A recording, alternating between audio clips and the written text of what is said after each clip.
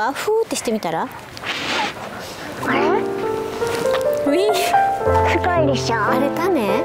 ここの茶色いのが種。Hi guys, how's it going? Today I'm back in Kyoto, the town where I was born.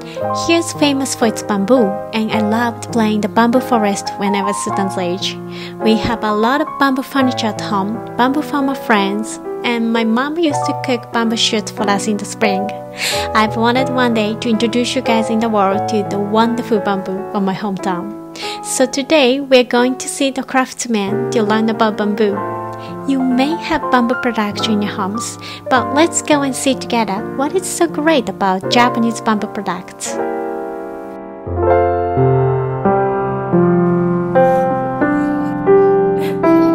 わすごい。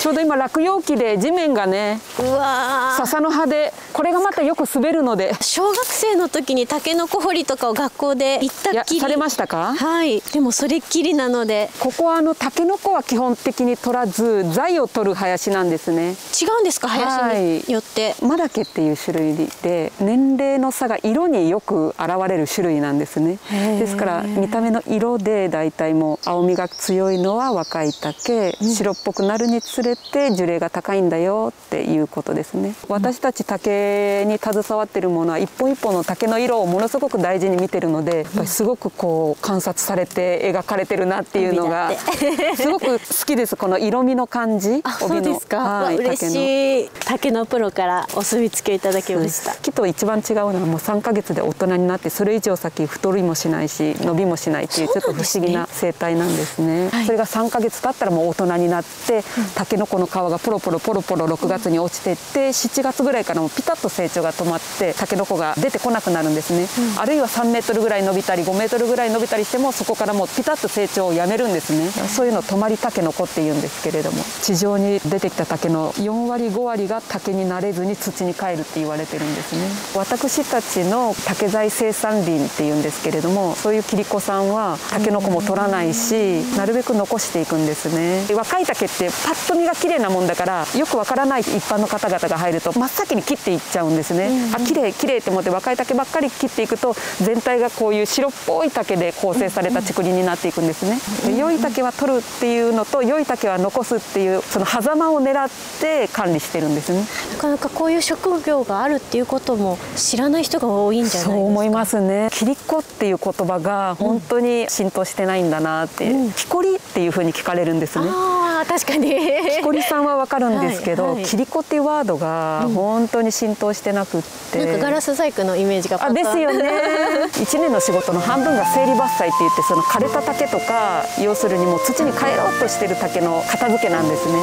そこら辺って本当に1円のお金にもならないけど、あえてやっぱりこれだけの綺麗さを保とうと思ったらそれをしないといけないんですけれども、皆さんが来られた時に、あ、気持ちいいなとか、あ、綺麗だな、竹って本当綺麗だなって思ってもらいたい。これをあえてやるっていうのが、これだけ後継者が少ないと大事なところだったり、ふってここを散歩してる地元の方が、日本の里の風景って本当綺麗だなって子どもたちが思ったりとか、その親が思ってそれを子どもに伝えるとか、風な流れにしていきたい。歪みで割れたりするんですね。しっかり乾燥させてから商品にしないと。特にカップみたいに丸い状態で使うものっていうのは水分が逃げにくいので、丸ごとの状態のままで乾燥させておかないと、製品としてカットした瞬間に割れたりとかするので、水分が抜けてるっていうのはものすごい大事ですね。じゃあそんなにボンボコ大量生産できるものでもそれはちょっと、はい、そうですね。茶器とかそのお茶関係のものとかだったら、それが3年ではなく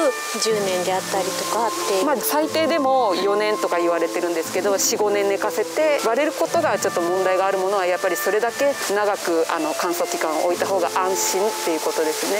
じゃあお会社の倉庫にはいっぱい竹が眠ってる。そうですね。そこの中でわざとふるいがけをさせて、本当良いものをえりすぐって残していくっていう工程はどこの竹屋さんもやってると思いますね。それだけ竹を寝かさなければ製品として加工できないっていうのもお客さんはあんまり知らないですよね。すごい高いなだけで終わっちゃったりしますもんね。日本で買ったもののお箸にしても茶筅にしても使ってみて、あ、やっぱり違うなってお客さんが言うのはそこですね。乾燥剤が一緒に同封されてたりとか、もう本当にしっかり水分を安心って思えるところまで抜けききってるものはそういう必要がないはずなんですね。しっかり考えてらっしゃる方がいれば、この竹やぶも10年先も100年先もそうですね、この綺麗な美しいまんま続いていくっていうことですね。なんか竹も喜んでる感じがします。本当ですか？なかなかこんな綺麗なね、音立ててる時ってないんですよね。もうすごい竹の声までお聞きできるすごい。じゃあ運び出しますね。よいしょ。すごいすごい。これがだから一番使える部分ですね。枝のない8メートルぐらいは使える部分がありましたね。あとはちょっと枝がついてるので片付ける感じですね。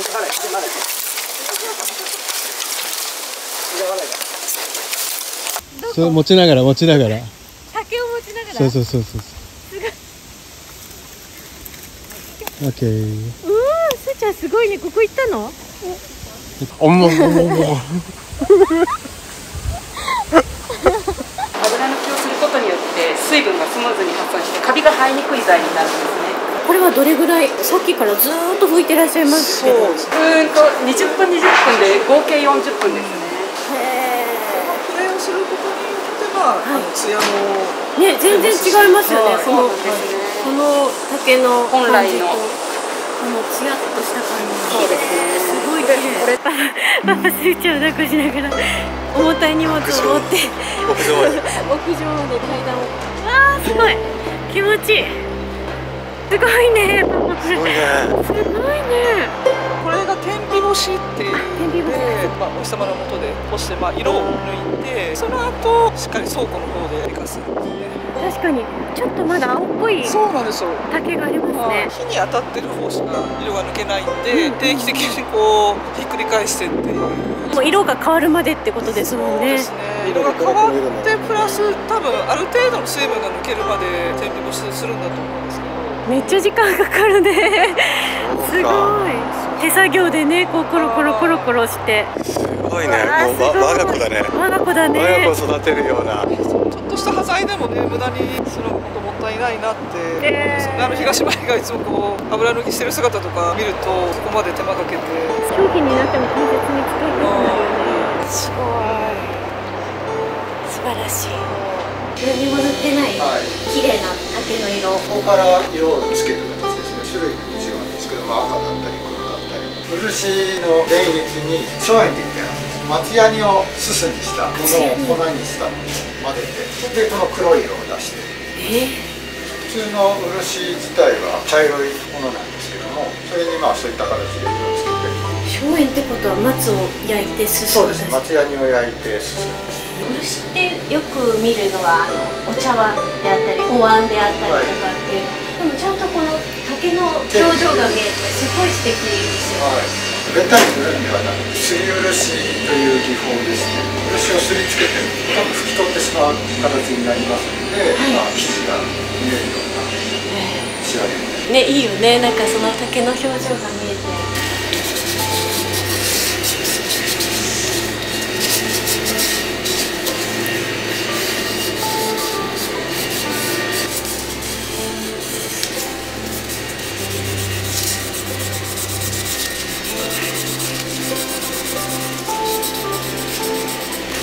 全体的に塗ったら拭き取る。目立って塗るわけではないので、繊維が見える形ですね。すごい綺麗。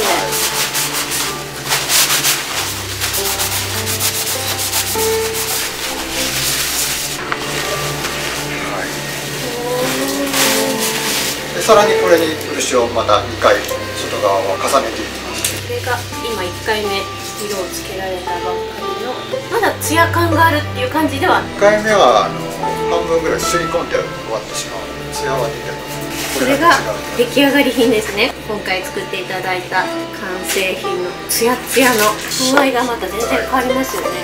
出来上がりのツヤがあってちょっと落ち着いた感じの。でこれも中も鈴巻き地で塗ってくださっているものです。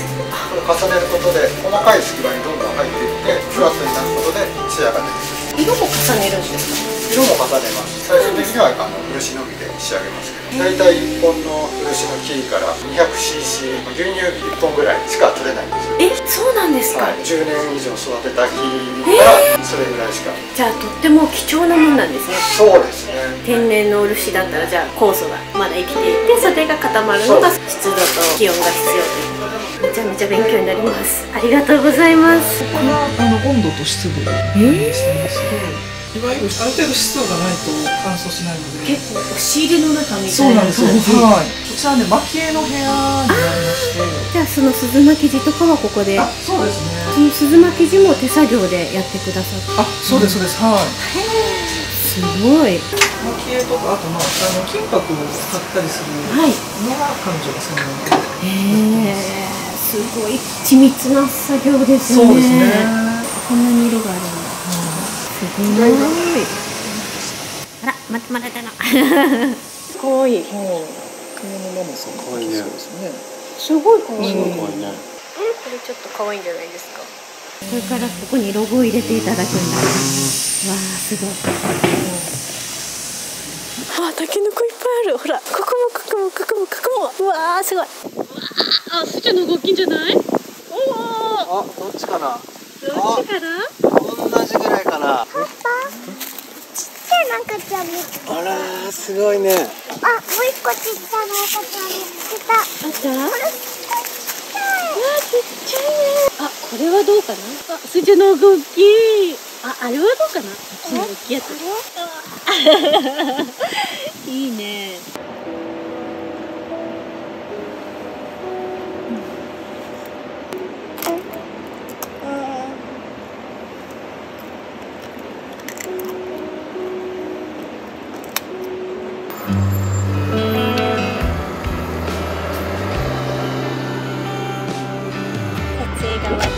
せっかく京都に4月にいるので都踊りを見に行きたいと思います。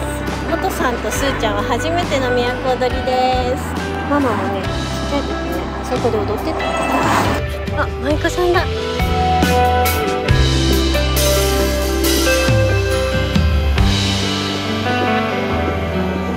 やめてやめて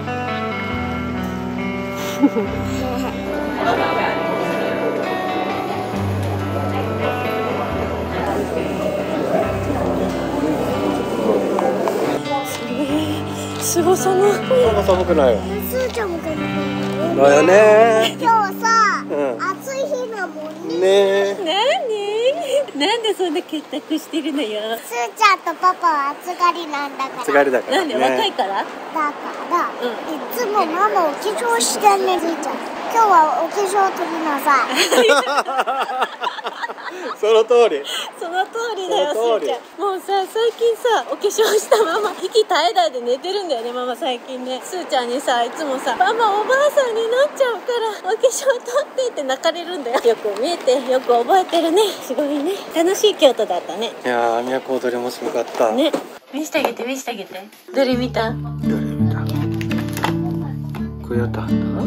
花ついてないのが芸妓さん。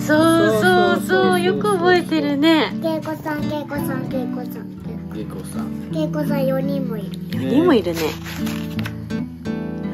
すーちゃんの4だね。すーちゃんも4歳。そうか、そういうことか。今日のご飯は唐揚げと小松菜の鯛とお漬パパに物と作ってもらった。作ってもらったの。おばあちゃんが作ってくれました。お父さんの気持ちになって考えてきたの今。十何年後にね。舞妓さんじゃなくてね。例えばなんかこうバレエ舞台があってピアノ1習ってたり。ヶ月間毎日公演なんかを1日4回するってなったら毎日行くよね。休みの日1日何回か行くかもしれない2回3回行くかもしれない都踊りって1ヶ月間の公演だからね。毎日見に行くよね。